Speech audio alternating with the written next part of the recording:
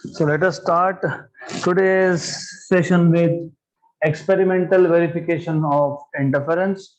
So abhi tak, as far as from last two lectures, what we have been doing is, अगर आपको याद होगा, हमने completely theoretically describe किया था interference क्या होता है when two or more waves reach at a point simultaneously. Then we have derived equations of interference derived. Okay, मतलब थियोरेटिकली हमने बताया था कि सेंटर पे ब्राइट बैंड होगा, फिर यहाँ पे डार्क बैंड होगा, और ब्राइट बैंड जब बनेगा तो पार्ट डिफरेंस होगा n lambda, and dark band जब बनेगा तो पार्ट डिफरेंस होगा 2m minus 1 lambda by 2.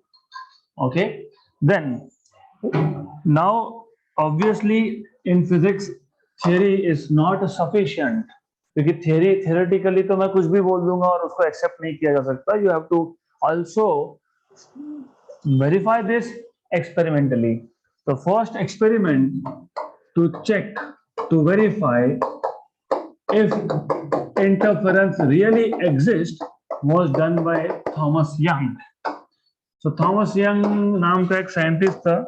He performed experiment to verify interference pattern, right? Then this experiment was done in around 1801. तो उस टाइम पे we did not have sources of light, monochromatic sources नहीं थे हमारे पास, electricity भी नहीं था, राइट? तो अब अगर आपको इंटरफेरेंस वेरीफाई करना है experimentally, you need to have sources of light, and that too they should emit same wavelength, and they should be emitting waves which are in same phase, or they have constant phase difference. तो 8 conditions थे. तो वो 8 conditions जब sources satisfy करेंगे तब जाके screen पे आपको इंटरफेरेंस पैटर्न मिलेगा, राइट? तो to start off with, Young's, what did he do? अब तब, as I told you, electricity था नहीं, तो he took a cardboard sheet, उसमें कर दिया एक pin hole, and sunlight was allowed to pass through this. तो यहां से सनलाइट को पास होने दिया. So this source S will act as primary source. So very simple. He took a cardboard sheet, made a pinhole in this, and sunlight was allowed to pass through this. So this source S, this pinhole S will become primary source. Interference के लिए हमको चाहिए होते हैं 2 sources. Then he took another cardboard sheet, made 2 pinholes at equal distances from S. ये जो S source है, यहां से जो भी लाइट आएगा, स्फेरिकल वेव्स आएंगे, these 2 spherical waves will reach these 2 pinholes S1 and S2 at the same time, क्योंकि S1 और S2 they are at equal distances from S, right? So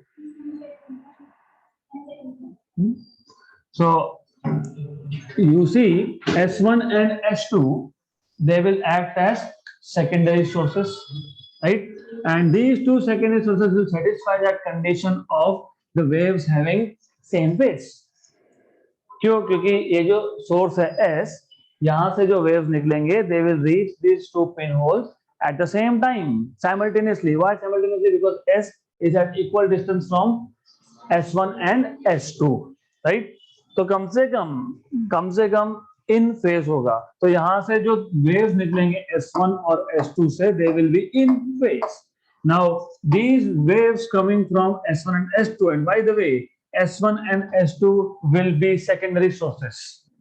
So the waves coming from these 2 secondary sources, S1 and S2, will reach on the screen and they will make up a interference pattern, right?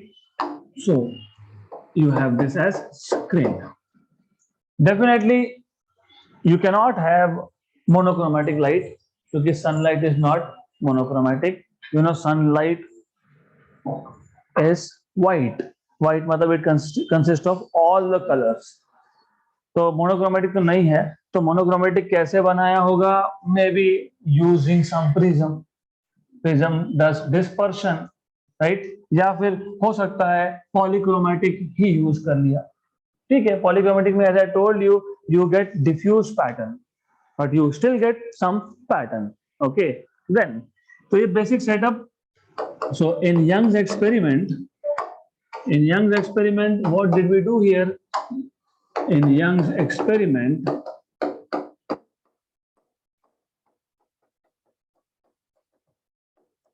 sunlight was allowed to pass through pinhole S, which acts as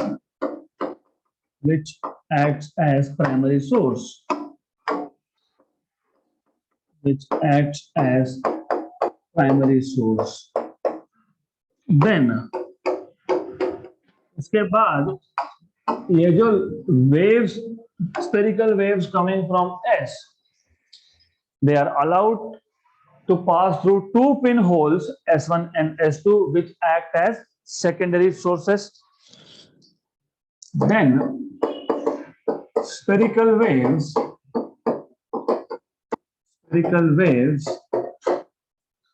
from S were allowed to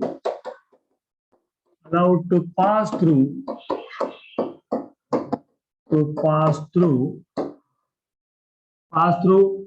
two pinholes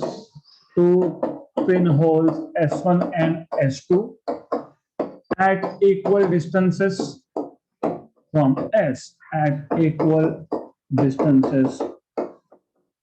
S, These two pinholes will act as secondary sources, and the waves coming from these two secondary sources will produce interference pattern on the screen.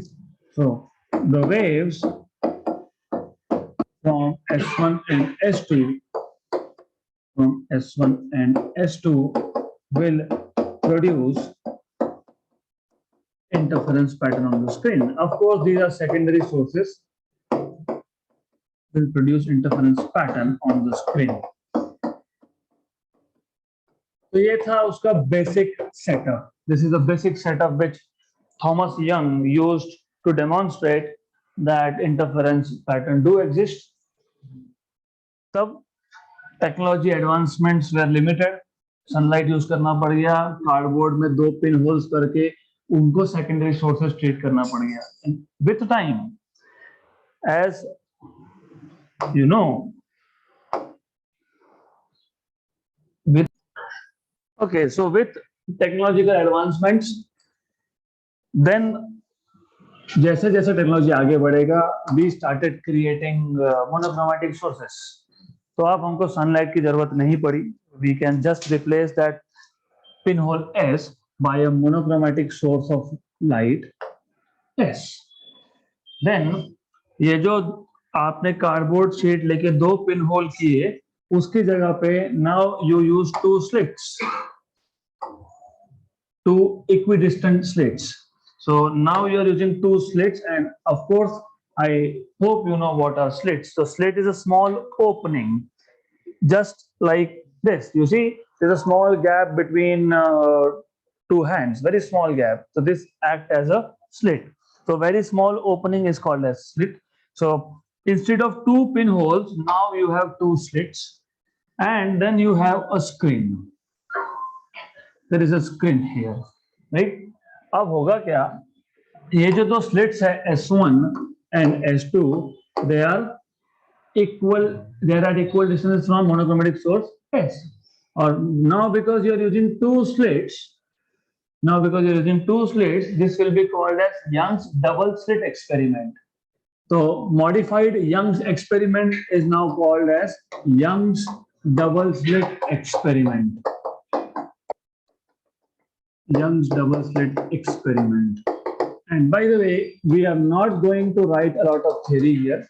सिर्फ हमको ध्यान देना है कि what are important things, what changes were made, and how we can demonstrate interference pattern. तो सबसे पहले point number 1.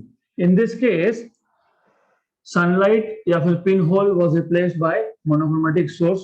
So in this case,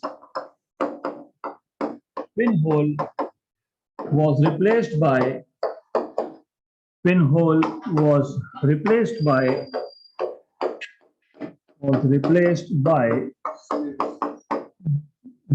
monochromatic source. जो primary pinhole था, that is replaced by monochromatic source, and then slits are replaced by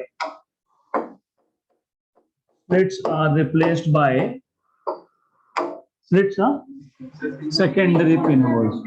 Yes, so secondary pinholes are replaced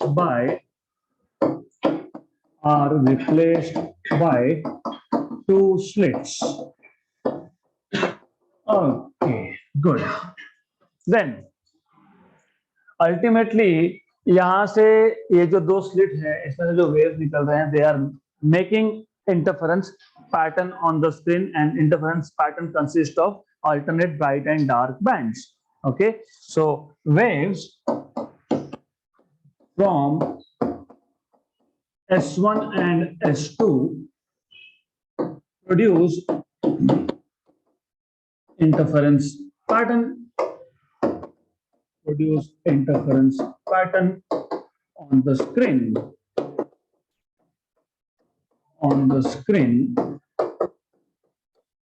right, which consists of alternate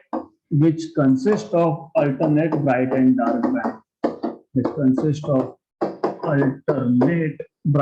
dark band, bright and dark bands. All good.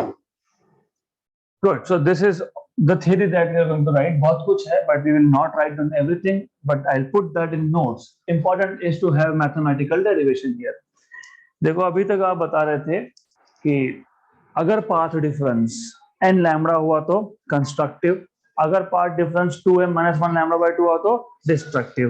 फिर path difference मतलब क्या? Basically ये जो दो slits है, अब आपको पता है दोनों स्लिट्स में से जो वेव्स निकलेंगे, if they travel equal distances, मतलब there is no path difference, right. Constructive मतलब नॉर्मली वो होता है सेंटर ऑफ द स्क्रीन. तो number 1 you have to locate centre of the screen. तो सेंटर ऑफ द स्क्रीन को locate कैसे करोगे? How will you find out? तो ये जो लाइन है which is joining S1 and S2, draw perpendicular bisector from the line joining S1 and S2 to the screen. This perpendicular bisector intersects the screen at point O, and this point O is the center of the screen. ऐसा क्यों करना पड़ा? Number 1, क्योंकि हम सारे distances centre से major करते हैं, तो पहले सेंटर पता होना चाहिए. दूसरा, सेंटर ब्राइट होता है, हमको ऑलरेडी पता है, क्योंकि S1 से जो वेव आएगा मतलब S1O डिस्टेंस, और S2 से जो वेव आएगा S2O डिस्टेंस, ये दोनों wave they will travel same path, so there is no path difference. अब प्रॉब्लम क्या था? प्रॉब्लम ये है कि जब आप इंटरफेरेंस पैटर्न को देखते हो तो interference pattern looks repeated pattern होता है, मतलब bright dark. So what happens is this, ये ब्राइट है, फिर डार्क है, फिर ब्राइट है, फिर आपके पास डार्क है, वापस से ब्राइट है. तो अब प्रॉब्लम ये है कि हाउ डू आई टेल कि कौन सा centre. This is a pattern which is बहुत बड़ा पैटर्न मिलेगा स्क्रीन के ऊपर. तो सेंटर कैसे measure? How do know centre? We can not say यहाँ पे नीचे सेंटर है या ऊपर सेंटर है, कहाँ पे centre, you don't know. So first thing is to locate the center. तो center locate करने के लिए, as you know, what we do is we draw perpendicular bisector from the line joining S1 and S2. Then आपको ये पता होना चाहिए ये S1 से S2 तक का जो डिस्टेंस है इसको आप बोलते हो स्मॉल d. स्लिट से स्क्रीन का डिस्टेंस जो इसको बोलते हो capital D. Good. Then centre छोड़ के, क्योंकि सेंटर अभी पता है सेंटर कहां पे, सेंटर ब्राइट है ये भी पता है, क्योंकि waves from S2 and S1 will travel same distance. Centre छोड़ के there is some other point P, right? अब ये पॉइंट P ब्राइट होगा या ये P पॉइंट डार्क होगा, वो डिपेंड करेगा पाथ के डिफरेंस पे, पाथ डिफरेंस पे। और हम ऑलरेडी ये बहुत बार देख चुके हैं कि पाथ डिफरेंस अगर n लैम्बडा है तो कंस्ट्रक्टिव, 2m/1 लैम्बडा बढ़ जाए तो destructive, right? What is path difference? S2p minus S1p, बराबर। अब importantly you can not measure this path difference directly. कैसे मेजर करोगे? वेव को बोलोगे रुको मैं तुम्हारे ऊपर एक इंच टेप लगाता हूं, take it there, you cannot do that. Sorry for poor joke, but you cannot measure this directly. तो ये प्रॉब्लम सॉल्व करने के लिए you have to use mathematics. सबसे पहले जो कोई भी पॉइंट आप ले रहे हो, P point, that point from the centre, the distance of that point from the centre is x।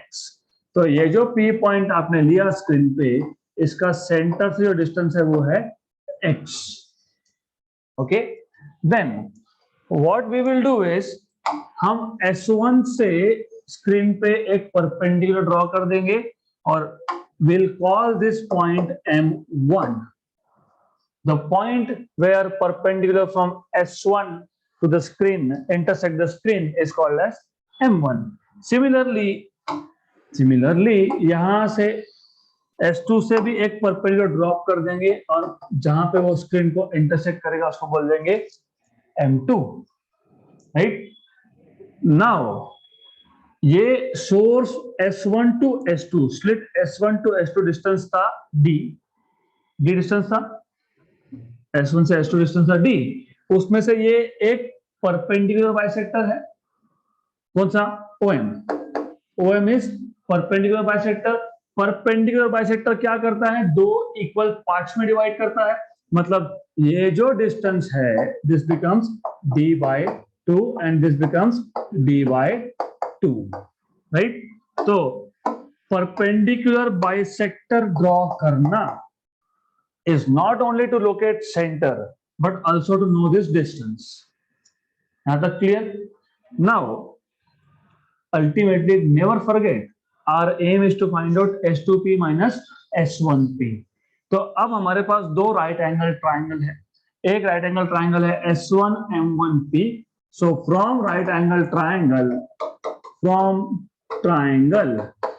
S1M1p, as you can see, ये जो S1p है it is hypotenuse, तो S1p square will be equal to S1M1 square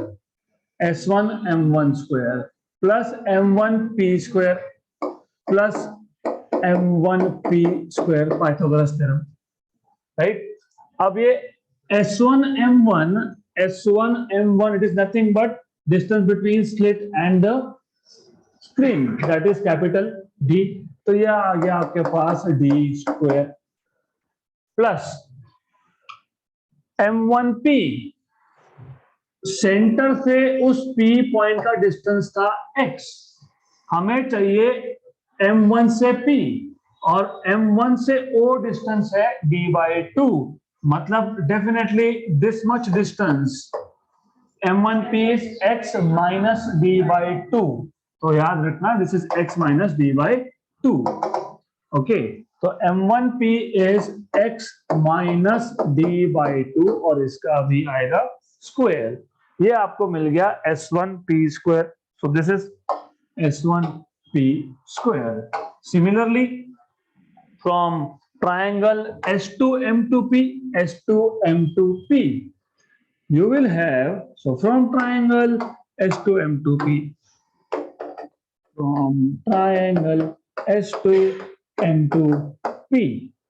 what you will have is S2P square, क्योंकि S2M2P ये right angle triangle है, इसका hypotenuse है S2P. S2P square is S2M2 square plus M2P square. S2M2 square plus M2P square. Again, S2M2 is capital D. S2M2 is capital D.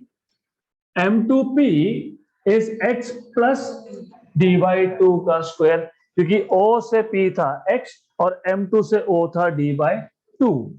तो ये जो आपको distance मिला this is x plus d by 2 का square, right.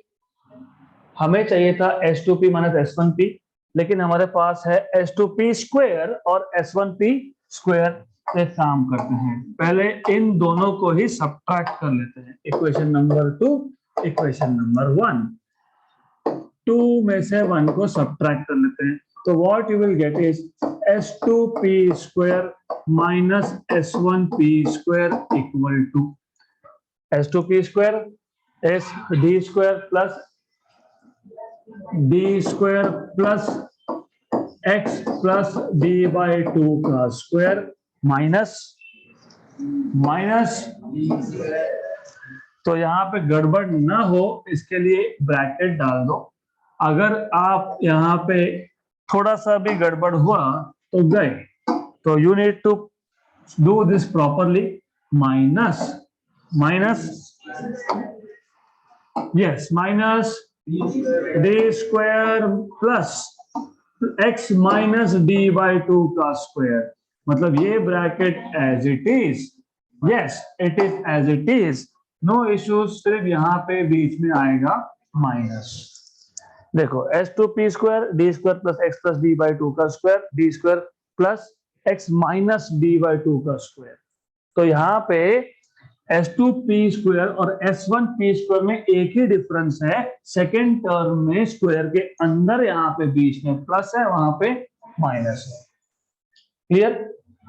Now when you solve this, d square, this is equal to d square plus x plus d by 2 का square minus d square minus x minus d by 2 का whole square। ये और ये हो गया cancel. x plus d by 2 square is a plus b bracket square, तो ये आ जाएगा x square plus 2x d by 2 cancel plus d by 2 का स्क्वायर मतलब d स्क्वायर बाय 4। ये पहला टर्म से मिला, माइनस दूसरे टर्म से x square minus 2x d by 2 cancel plus d square by 4, right. तो d square by 4 will be here. Good. Then अगर आप वापस से ब्रैकेट को ओपन करते हो, ब्रैकेट को ओपन कर दिया, ये माइनस तो x square will become minus, और जहां माइनस था वहां बन जाएगा प्लस, जहां प्लस था वहां बन जाएगा माइनस। तो what do you see is ये और ये गया, ये और ये भी गया, ये था xd और नीचे है और एक xd, xd plus xd 2xd, very good. So you have 2xd there. Just a minute. Okay, doesn't matter. Go. I don't care. Who wants to see your?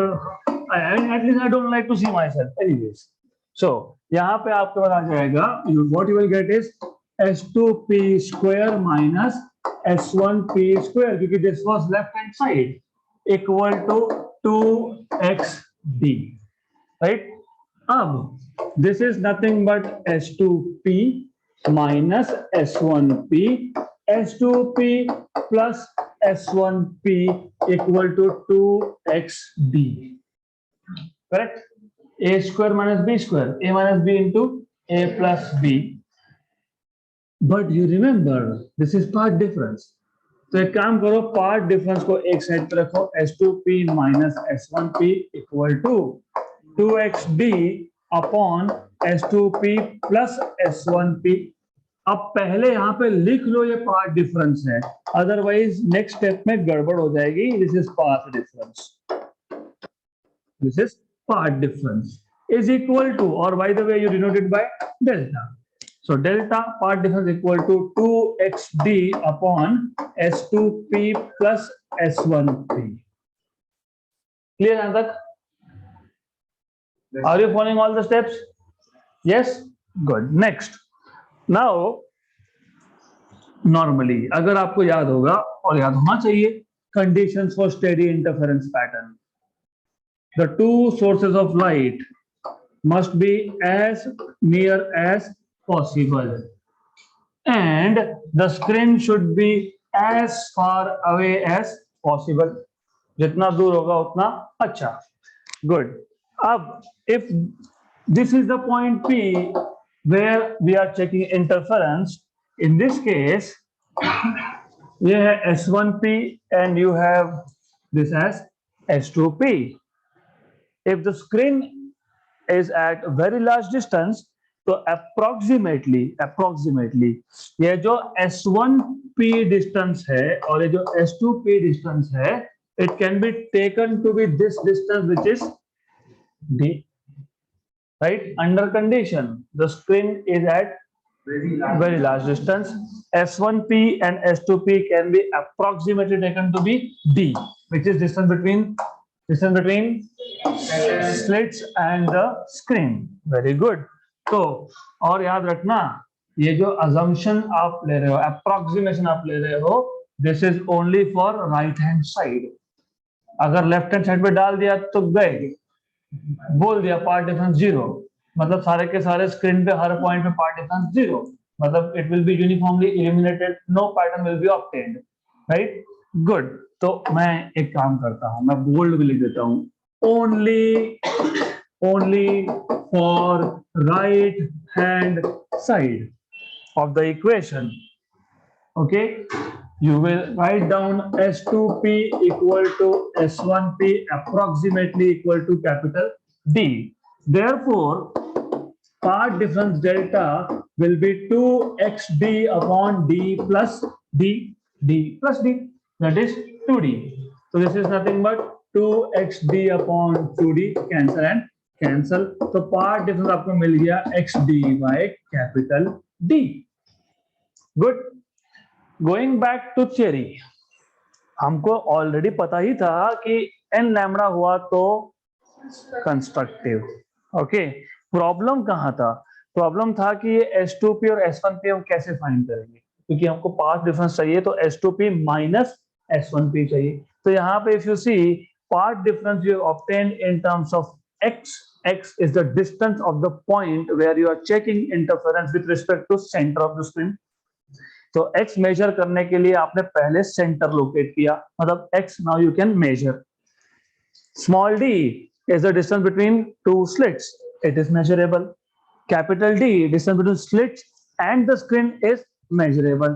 Now इसका मतलब हमने ये सब क्यों किया? हमने सिर्फ यहाँ पे पाथ डिफरेंस को in terms of known parameter या in terms of parameters that we can measure लाया है.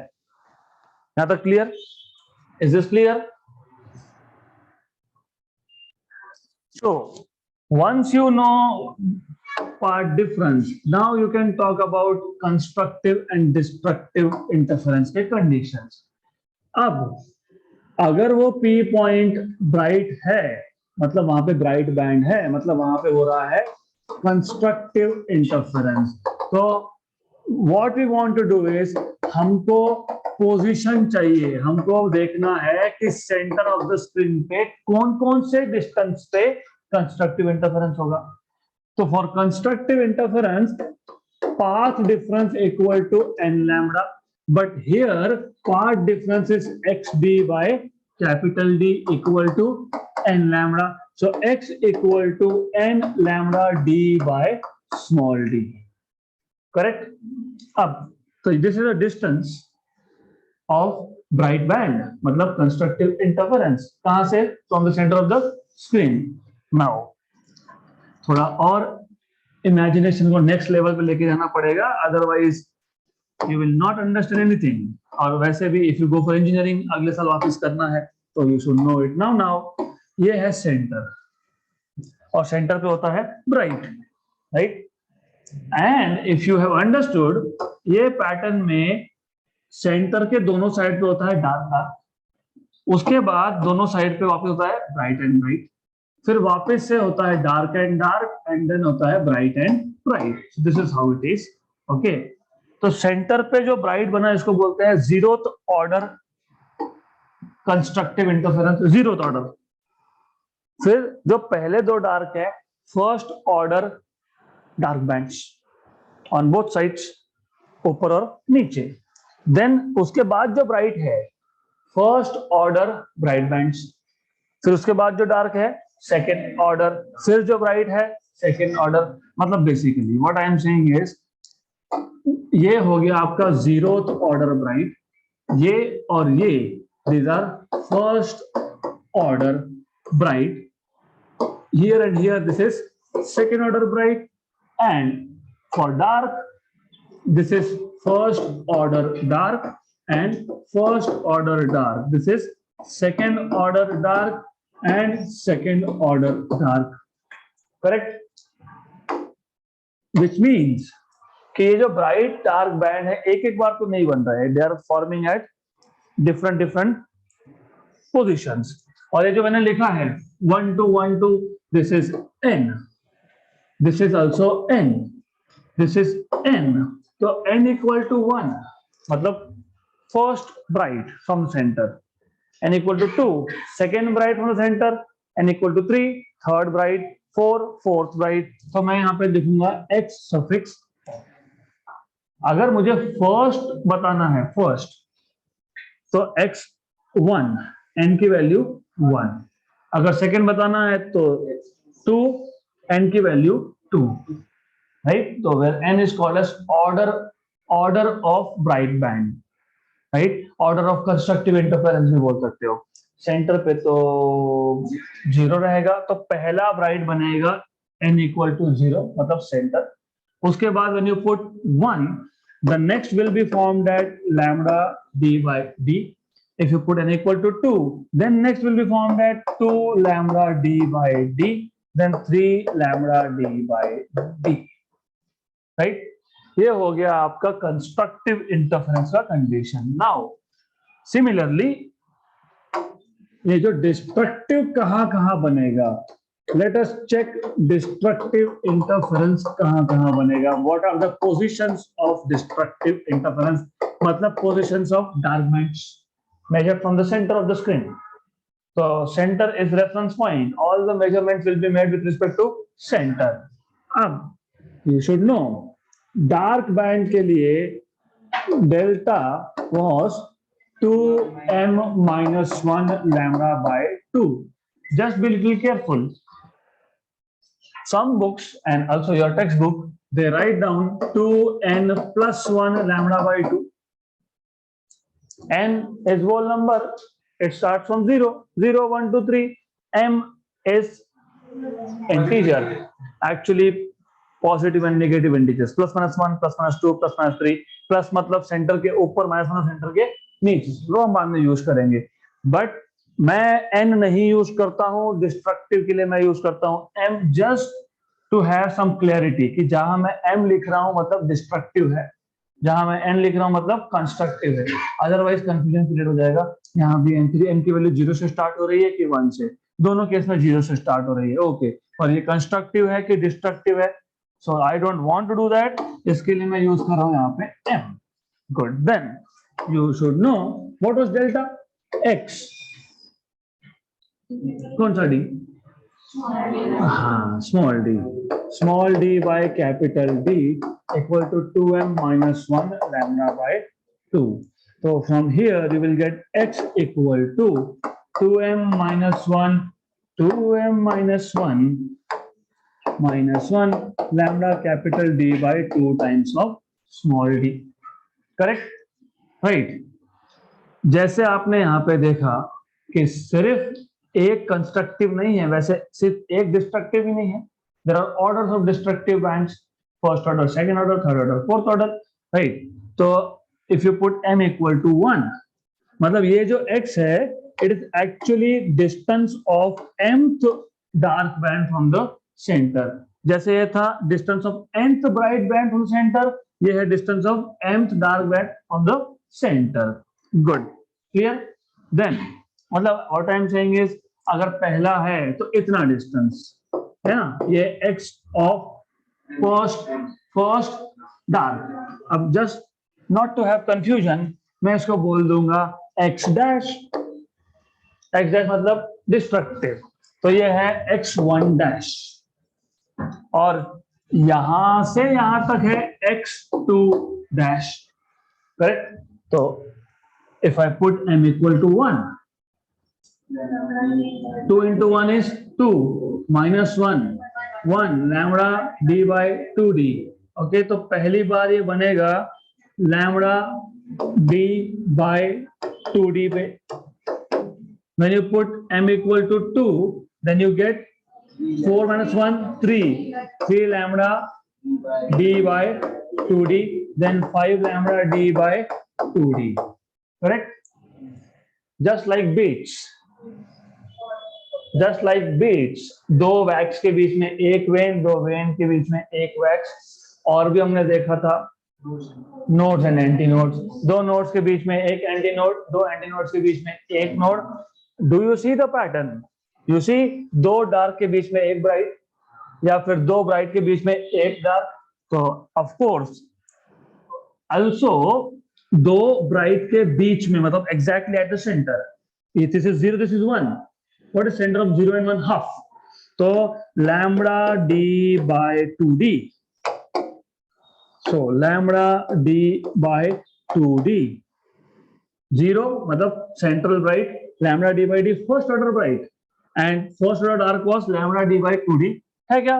first order dark lambda d by 2d, है ना? 0 और 1 के बीच में, 1 और 2 के बीच में 1.5 होता है, मतलब 3/2 होता है, तो 3 lambda d by 2d. Okay, 3 lambda d by 2d. Then 2 और 3 के बीच में 2.5, मतलब 5 lambda d by 2d. So these are the locations of bright fringes, these are the locations of dark fringes. So this is how you find out location of bright or dark bands with respect to center. So just a very quick recap of how you go on deriving. मैं वापस आपको बता रहा हूं, मैं बार बार एक ही चीज बोलता हूं, physics is a subject which if you memorize, if you try to do ratification, you are gone, there is no scope. समझ लो क्या था, क्या समझना है. इंटरफेरेंस पैटर्न है. इंटरफेरेंस पैटर्न में क्या दिखता है? ब्राइट डार्क बैंड्स दिखते हैं. ब्राइट डार्क बैंड्स क्यों दिखते हैं? क्योंकि दो सोर्सेज ऑफ लाइट थे, उन दो सोर्सेज में से वेव्स आ रहे हैं, and they are superimposing and they are forming a pattern on the screen. In this pattern some points appear bright and some points appear dark. इसको आप बोलते हो, ब्राइट को बोलते हो कंस्ट्रक्टिव, डार्क को बोलते हो डिस्ट्रक्टिव. हमारा काम ये है कि हमको लोकेट करना है कहाँ ब्राइट और कहाँ डार्क, और हमको ऑलरेडी पता है ब्राइट वहां होगा जहां जहां पार्ट डिफरेंस n लैम्डा होगा, डार्क वहां होगा जहां जहां path difference 2n-1 lambda by 2 होगा. पाथ डिफरेंस ऑफ वेव्स, तो पहले दो सोर्सेस ऑफ लाइट बता दो. गुड. देन दो sources of light are derived from single source, क्योंकि पहला ही कंडीशन था स्टेडी इंटरफेरेंस पैटर्न का कि you should have coherent, and coherent sources you can get by deriving the two sources from a single source.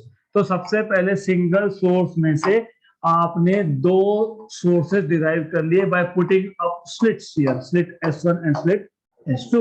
Then these two slits are at a distance of D. Then slit to screen distance is capital D. Then you need to locate the center of the screen, or center of the screen को locate करने के लिए the line joining the two slits S1 and S2 से perpendicular bisector drop करोगे on the screen, and this bisector cuts the screen at a point O, and this point O is center of the screen. ये point छोड़ के कोई और point, और आपकी मर्जी, आप नीचे भी ले सकते हो, आपको जहां लेना है वहां लो सेंटर छोड़ के, क्योंकि सेंटर ले लिया तो ब्राइट ही होगा, कंस्ट्रक्टिव होगा. You take some point P,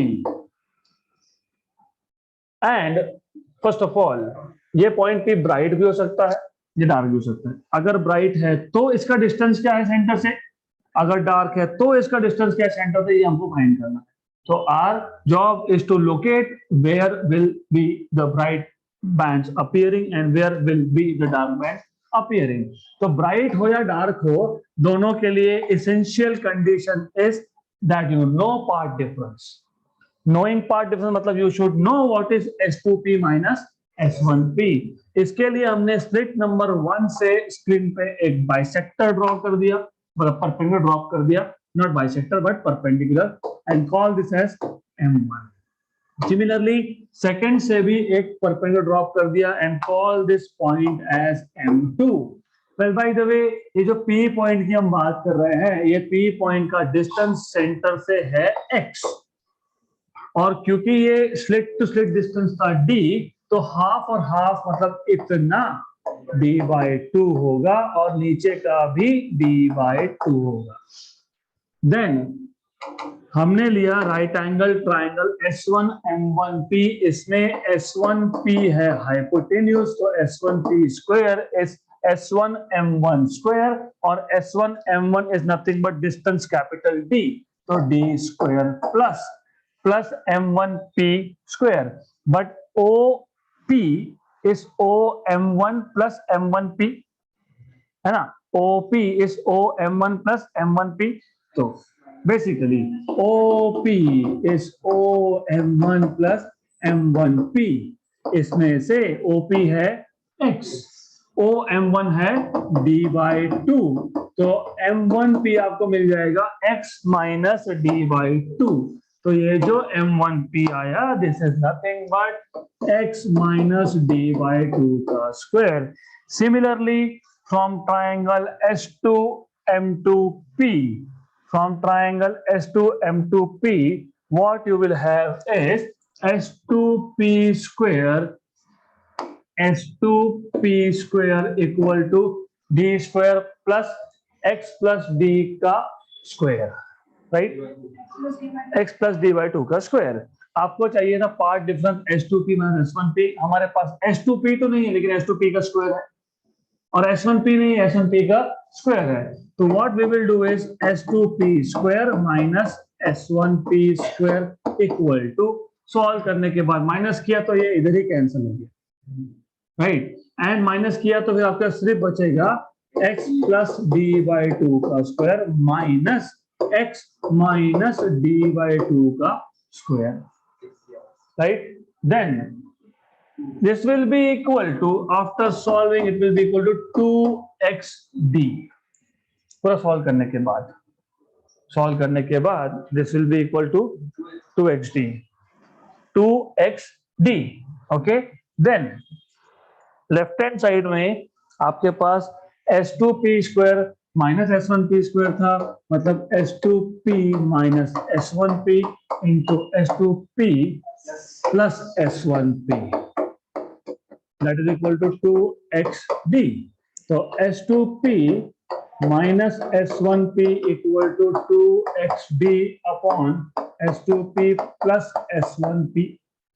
left hand side is path difference delta, right hand side में हमने अज्यूम कर लिया कि S2P और S1P अप्रोक्सीमेटली सेम डिस्टेंस है and they are also equal to d, तो ये मिल गया आपके पास 2xd/2d, कैंसिल एंड कैंसिल, तो पार्ट डिफरेंस आपके पास आ गया xd/d। अगर ये path difference x small dy capital D, अगर ये n लैम्बडा हुआ तो कंस्ट्रक्टिव होगा, इसका मतलब x equal to n lambda small d। मैं सिर्फ सफिक्स में n लिख रहा हूं बिकॉज अगर मुझे पहला इंटरफेरेंस की बात करनी है, पहले ब्राइट बैंड की बात करनी है तो n इक्वल टू 1, दूसरे की बात करनी है तो n equal to 2, 3 and so on so fourth. So these are the positions of constructive मतलब bright bands. Similarly dark bands का कंडीशन डिस्ट्रक्टिव का कंडीशन था 2m माइनस 1 λ/2, यहां से मिल जाएगा x equal to 2m minus 1 lambda d/2d। Very good, mth dark band.